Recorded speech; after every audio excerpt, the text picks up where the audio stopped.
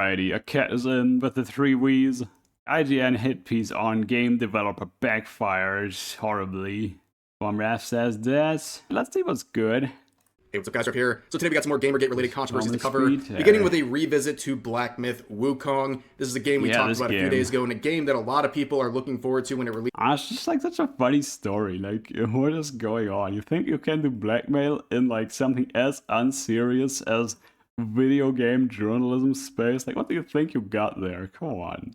When you think about it, the stuff is probably taking place in a lot higher stakes environments and a lot more successfully. Releases in August of this year, and a lot of people are also focusing on the Chinese developer Game Science that's responsible for it, because it's like, you know, a teachable moment, a learning moment. As recently, they have claimed in a popular post that Sweet Baby Inc. was offering their woke consultation services, and in that process demanded $7 million from this Chinese studio, which the studio would flat out reject because they identified the woke agenda they were trying to. That's almost 0.001% of a trillion to inject into their franchise, and they had no interest in that. And they also cited an IGN article that came out about the same time all this Sweet Baby nonsense was happening, which slandered them with this accusation of sexism. Here is the title of that article. It says, "How Black Myth Wukong's developer's history of sexism is complicating its journey to the West." And as we covered in the previous video about this, the evidence used by this IGN article is already shaky at best. It's basically relying on innuendos and offensive jokes to claim that the women in the development team are being harmed by them, and women generally are being harmed by these actions. It's already a very big stretch if the evidence was true. Well, as it turns out, that is one strange way of framing that in the first place. The journalist lied because the evidence was the result of mistranslations, and this was something covered in this video from Asmongold's clip channel, and big props to Asmongold and his editor for discovering all of the mistranslations and providing receipts for them. This is the most retarded article I've ever read in my life. Context. IGN published an article trying to smear the company and the devs behind Black Myth Wukong as some sexist freaks because of some of their employees' social media posts. The article cites one of their artists who basically did the still wood meme about this monster. The problem is that this game journalist, either by sheer incompetence or malice, completely mistranslated all of these posts and added words to them in Not impossible to cover the bottom half of the body with your hand. What does that even mean?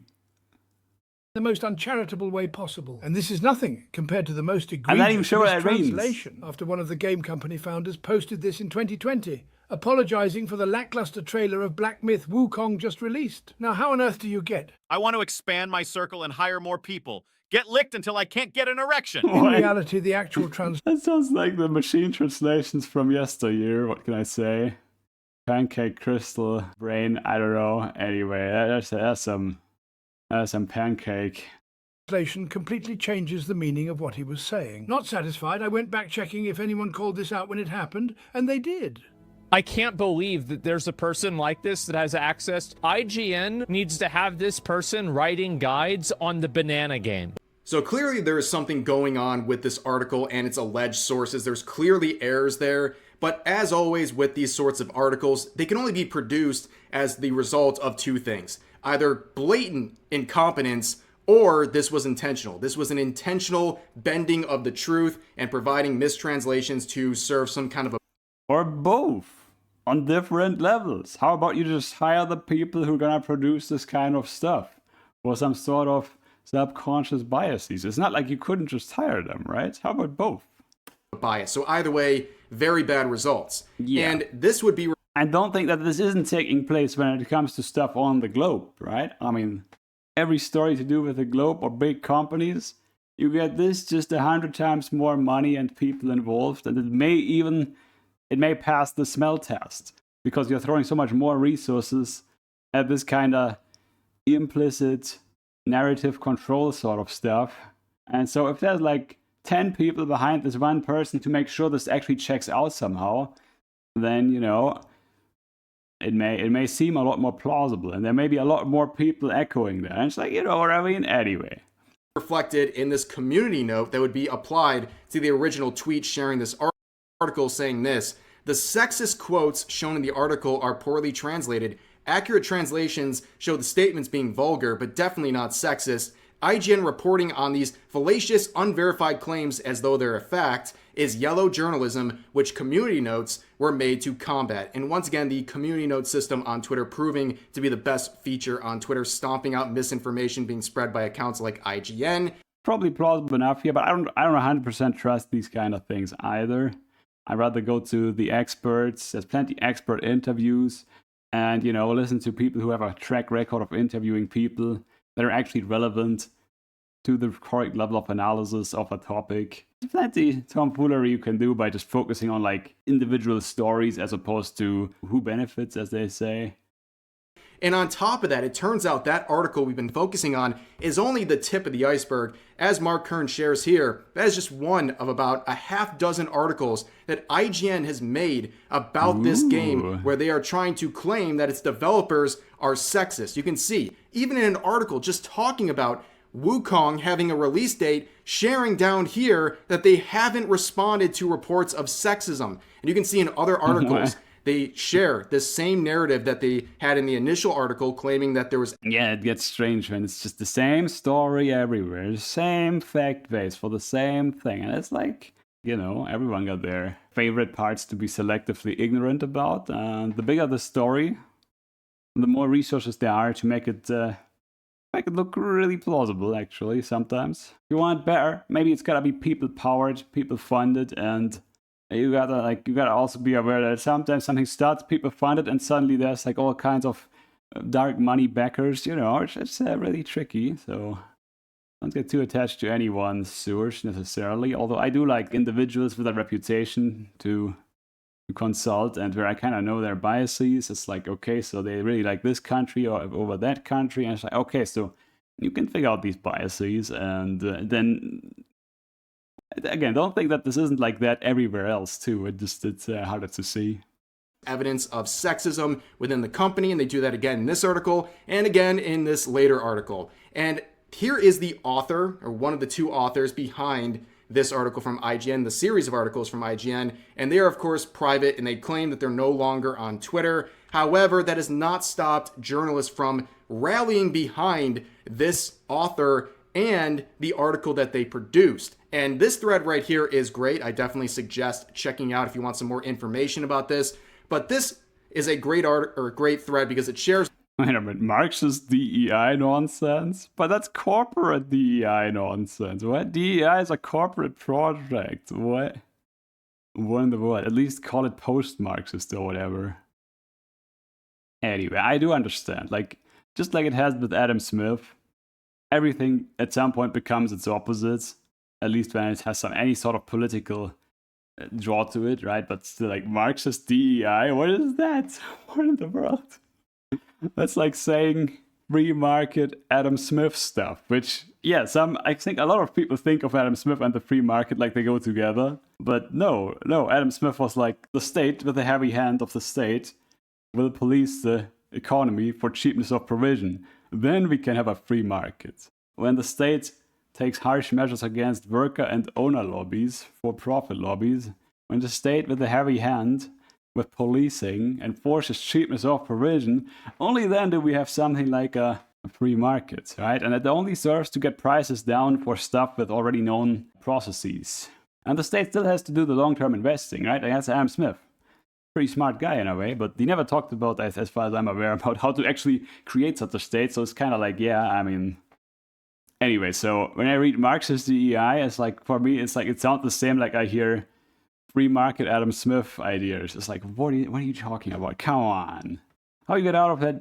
Just let people explain what they mean. And it doesn't really matter what these words mean. You don't get to belong to something like just because you have the right words, right? There's a reason I don't really use these labels one way or another. It's really misleading, actually, a lot of the time. And by the way, I like this idea with the cheapness of provision. I like stuff that's affordable and plentiful, It's like quite the idea, isn't it? Not only kind of the breakdown of how all these woke DEI scams work, especially how they interact with the game journalists, but also they share a long thread of various journalists who are trying to prop up not only the author of these IGN articles, but also the article itself. So let's begin with the co-author of those articles from IGN, who had to say this: the whole idea that Sweet Baby has extorted money from the monkey game devs and that the mob are systematically hunting down everyone who writes anything about the monkey game is honestly so mind-blowingly dumb that I can't even begin to engage with it in good faith. And that is very, very dishonest. They're trying to paint basically everyone as crazy who is trying to dig into these claims from the studio. And on top of that, let's just get this right. They're mad because people are trying to do what? Discover who wrote the articles? That's all people are doing. They're not hunting anyone down. They are doing research. You should try it sometime. People are seeing that there are multiple articles by IGN with the same two authors in most of them who are making these slanderous claims. And that strangely reminds me of a lot of reporting to do with China. Just like, you know, if you ever wondered, I don't think China is a perfect country or anything. I'm not even sure it's going to be around in 100 years, but you know, if you look into who's writing a lot of the stuff about China, well, you may see a similar pattern. Against this studio using evidence that has mistranslations. People are doing evidence and trying to ask, why are you providing mistranslations as fact, and why are you making these false allegations against the studio over and over and over again? What is your response? Are you going to take this down? Probably not. But anyways, you can see a lot of people believe these allegations and think they might have merit because it reflects the attitude of Sweet Baby Inc. Yeah. Demanding that people use your services or face some sort of threat of cancel culture is exactly what the CEO of the company, Kim Belair, has said in direct quotes. If you're a creative working in AAA, which I did for many, many years, put this stuff up to your higher-ups, and if they don't see the value in what you're asking for when you ask for consultants, when you ask for research, go have a coffee with your marketing team and just terrify them with the possibility of what's going to happen if they don't give you what you want. Now here's another member of the industry saying this: grifters and weirdos will never stop switching targets and moving goalposts to keep the swindle going. They are the real cancer trying to attach to the game industry. If you look closely, they don't have a foot in the door, and the reason is they suck. No one wants them around. Again, It's interesting, the kind of projection here. And he's saying, hey, I'm on a payroll to do what I do. Now the question is, on whose payroll are you, mister?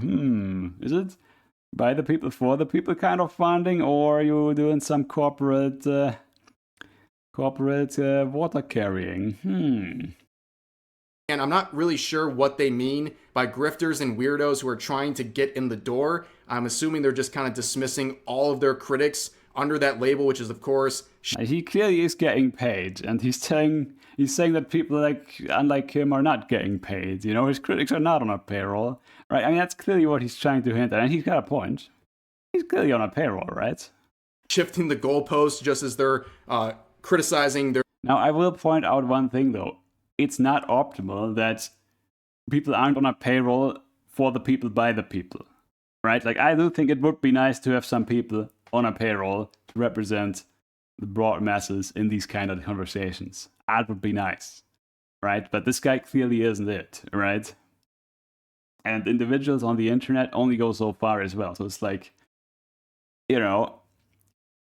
their supposed opposers of doing. But anyways, that just seems like a real cop-out. Like, we understand who the real problem is in the gaming industry. It's reflected in the numbers. Look at Suicide Squad Kill the Justice League. They worked with Sweet Baby. What happened to them? They lost Warner Bros. Over $200 million. The proof is right there. And on top of that, you have another journalist here making this comment saying Rebecca Valentine, the author of some of those IGN articles, is one of the best reporters on the beat, has broken countless stories, and has done genuinely important work in this industry. Some folks gotta find better ways to fill the hours. Now, if you want to see better ways to fill the hours, just visit some of the pages of these journalists where they literally tweet every 10 minutes for the entirety of their day. That's a better way of spending your time, apparently. But I will say this. I find it very disingenuous. These people say, oh, Rebecca Valentine is the best reporter. They ignore the reason she's being criticized. They won't even mention it. They won't even acknowledge it. She shared a mistranslation and then an accompanying false allegation. Nobody is acknowledging it. You know what? I'll take you at your word. And I will say, you know, you can even say like, okay, maybe she is a good journalist overall, but she wasn't in these articles that she made about Wukong. She made mistakes and she made false allegations. She messed up. She still might be a great journalist overall, but in this case... And she didn't even get locked up for 10 plus years without ever getting sentenced for anything, right? She made a mistake. I would have infinitely more respect for these game journalists and Rebecca Valentine herself if they could just admit those articles were a mistake. But overall, we do better work in other aspects. If they could at least admit some fault when it's clearly right there, I would have a lot more respect for them, but they just can't do it. You know, they mock people for being a part of the supposed culture war, but that's exactly what they're doing. They're a part of it too. And they will not admit any faults because it would damage their own narrative in this culture war. And here's another comment coming from the industry. This person saying, with a tag of the author saying, is the best journalist in the industry, bar none. She's done more for gaming than Kern has ever done, and that's a fact. Brother, can you say rent-free? You see an author being criticized by thousands of Twitter users, gamers, and alike, and the only person in your mind is Mark Kern.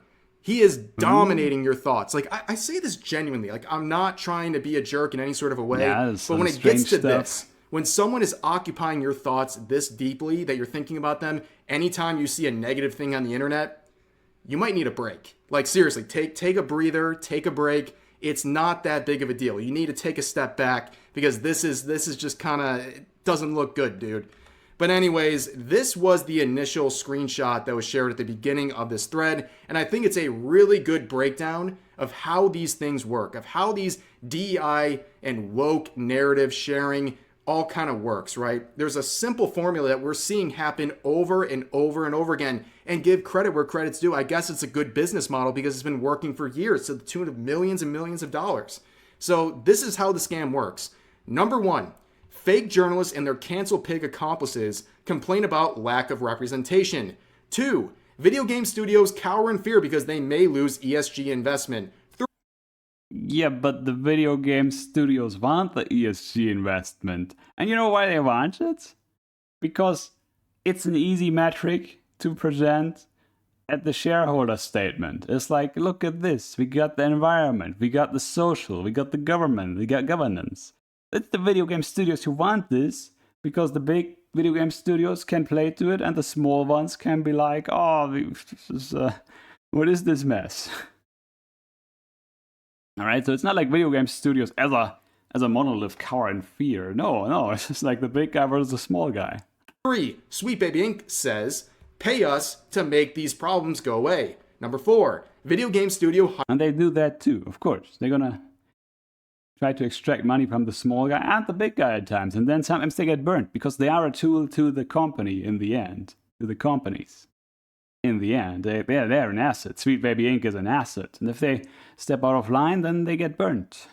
Hires SBI. Number 5. SBI injects video game with Marxist DEI nonsense. It's there for the company to be able to say, oh, we self-police. It's like, you don't need to regulate us. Whatever problems there is, we can just do it by self-regulation. You never have to worry about anything. It's like, company does the good things. We are with the company and we make the good things happen. Government stay out. So a small government. DEI is a small government initiative. Number 6. Fake video game journalists praise the studio's DEI efforts. 7. Players get the horrible, unplayable woke game. 8. Game flops. Studio closes. Layoff devs. 9. Fake journalists blame racist, bigoted gamers. 10. Rinse. And I mean, look at that. Studio closes. Ooh, mission achieved. The big guy won out another time. Wow, if it were so easy. Every company who got a bit of money to burn would love to have this kind of stuff in play, right? Because they can always pay off Sweet Baby Inc. And Sweet Baby Inc. is stepping out of line, right? Sweet Baby Inc. is only in play as long as they provide some sort of use to the big guy in the space. And repeat with a new studio. Does that sound familiar? Does this formula sound familiar? Because we have seen it happen over and over again with studios. They hire Sweet Baby Inc. under the fear of cancel culture and all these things and losing their investments. And then they employ them, pay them millions of dollars. And of course, it doesn't really work because people in the end, they understand gaming journalism doesn't exist and people just play good games, because that's how it works. People just play good games, and so, you know, in a way it's like a total non-issue, besides the part where, well, you can expect the big guy to be back for more. They do want to keep reselling the same game over and over and over again. Why would you want competition in the space? So, and then the game flops, the studio crashes, but then the journalists who are propping up this movement with Sweet Baby, and also Sweet Baby themselves, they just move on. They're the ones who don't lose anything. In fact, they're the ones profiting from this. I mean, they're just a corporate asset, unless they ask for too much, right? Studios take the... And it's just like this dude said on Twitter, right? Like, who are these people pissing at our leg? We're on a payroll, we're getting paid. And he got a point. Like, are you getting paid? Sure, it would be nice if there was at least somebody getting paid for taking this issue off of the table, more or less, and also working towards a broader appreciation of freedom of speech. I mean, because again, this is more of a teachable moment, I feel like. This stuff happens all the time in all other contexts as well, as long as there's money and big companies involved and stuff to do with the globe. It's like, yeah, this is in play in a much bigger way in other spaces. Bad end of this, right? They shut down. They believed this nonsense. They thought it was going to help them, and it doesn't. The only winners in this scenario... And yeah, it's like Christianity, same thing. It's just another thing, good thing, you know, and like those people over there, they do the wrong religion. And like over here, we got the right religion. Maybe it's no religion, but it's like implicit, or maybe it's like some sort of Christianity that really took too much of a note from St. Augustine or whatever. The same stuff all over, in every regard. So, you know, think for yourself, yeah, but like keep your curiosity about, yeah. Are Sweet Baby and the journalists that are trying to prop them up. That formula has been at work for years, and thanks to the actions of people like centuries, millennia, I don't even know. Chris Kindred, the Sweet Baby Inc. employees who try to take down the Sweet Baby Inc. detected Steam group, they have brought a big spotlight to this formula, and now people are calling this out and connecting the dots of where Sweet Baby Inc. has shown their influence and how they have crashed the games they've worked on. And now some studios like Game Science are looking at that and saying, wait a second, I don't want to hire these people. They are a magnet for negativity. They're a terrible PR move. And at the end of the day, we're going to lose money. I don't want to hire you. And honestly, that should be the... Whichever group can assert itself is probably going to reuse the formula, right? It's not like this formula go away. It's just very convenient, is it not? Also, oh yeah, bread and circuses. Yeah, sounds familiar. Although that was a bit less elaborate, right? It was like, it didn't quite connect the idea of goodness with the people who are really ripping you off, right? There's a real worry there when it comes to a bigger scale of enterprise and people really believing, drinking their own Kool-Aid, so to speak, or the Kool-Aid of their handyman. There's some real dark stuff that can go down if people drink their own Kool-Aid too much. But yeah, so again, just saying, get a hat for yourself, and people-funded media by and for the people. It seems elusive, but it's still worth to try, you know, to get some more of that going. Push moving forward. More awareness of Sweet Baby and what they're doing.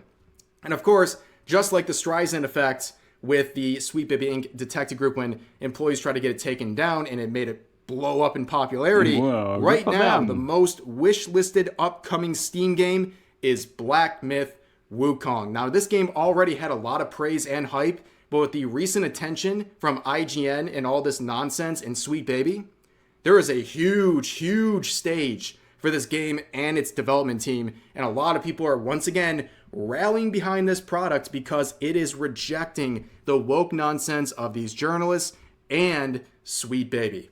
But for now, ladies and gentlemen, another round of seeing a bunch of game journalists shoot themselves in the foot and expose their schemes to basically profit off of wokeness being injected into games.